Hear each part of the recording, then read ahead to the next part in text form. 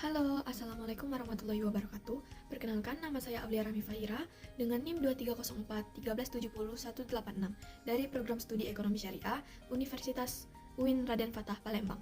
Di video ini, saya akan membahas mengenai solusi makroekonomi Islam untuk tantangan ekonomi modern.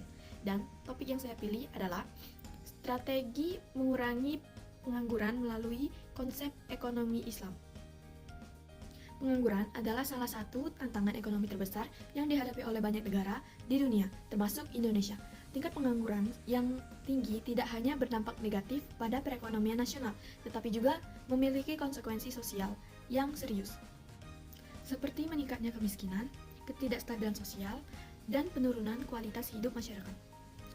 Dalam konteks ekonomi modern, pengangguran seringkali disebabkan oleh berbagai faktor, termasuk perubahan struktural ekonomi, globalisasi, teknologi, dan krisis ekonomi.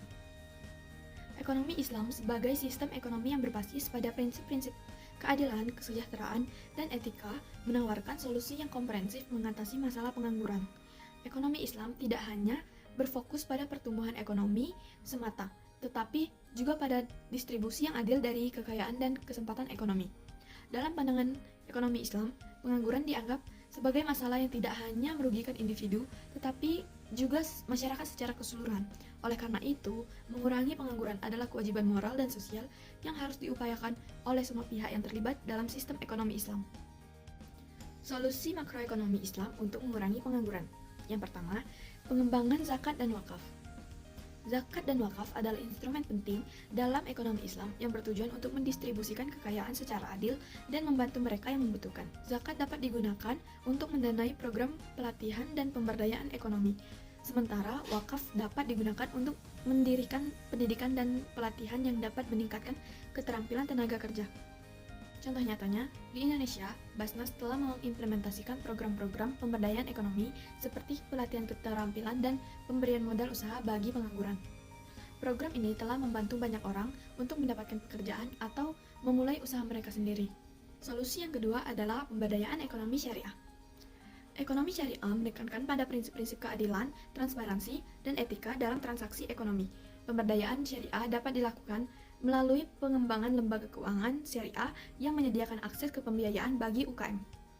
Contoh nyatanya, di Malaysia, Bank Pembiayaan Rakyat atau BPR yang berbasis syariah telah berhasil memberikan akses pembiayaan kepada UKM, yang pada gilirannya menciptakan lapangan kerja baru.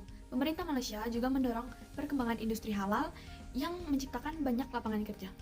Solusi yang ketiga adalah pengembangan ekonomi koperasi. Ekonomi Islam mendorong pengembangan koperasi sebagai bentuk usaha yang berbasis pada prinsip-prinsip keadilan dan kebersamaan.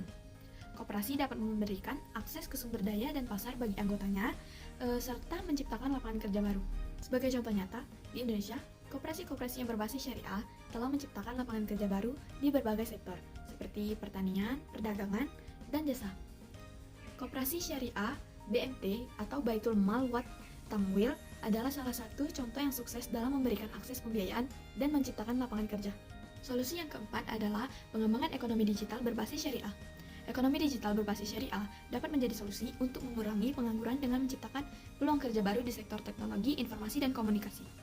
Platform ekonomi digital yang berbasis syariah dapat memberikan akses ke pasar yang lebih luas bagi usaha kecil dan menengah.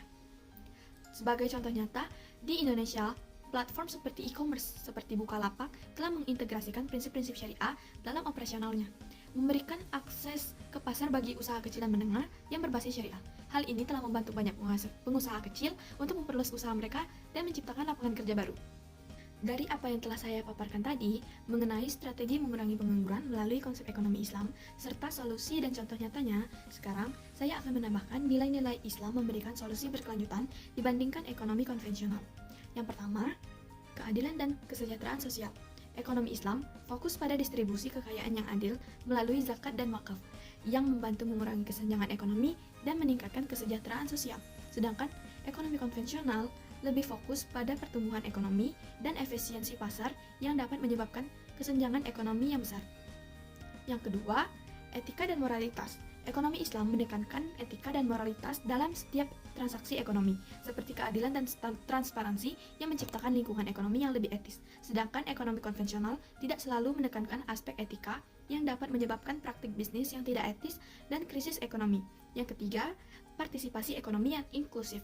Ekonomi Islam mendukung partisipasi ekonomi yang inklusif melalui koperasi usaha kecil menengah atau UKM yang berbasis syariah, sehingga individu memiliki kesempatan untuk berpartisipasi dalam kegiatan ekonomi. Sedangkan ekonomi konvensional lebih fokus pada perusahaan besar dan pasar modal yang dapat mengecualikan usaha kecil dan individu dari partisipasi ekonomi yang berarti. Yang keempat, pembangunan berkelanjutan.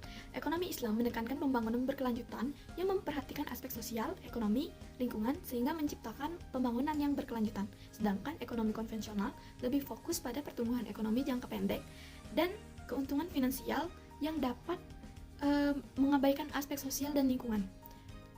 Yang kelima, instrumen keuangan syariah. Ekonomi Islam menggunakan instrumen keuangan syariah seperti zakat, wakaf, dan pembiayaan syariah yang memberikan solusi berkelanjutan untuk masalah ekonomi. Sedangkan ekonomi konvensional menggunakan instrumen keuangan konvensional seperti bunga dan spekulasi yang dapat menyebabkan ketidakstabilan ekonomi dan ketidakadilan dalam distribusi kekayaan.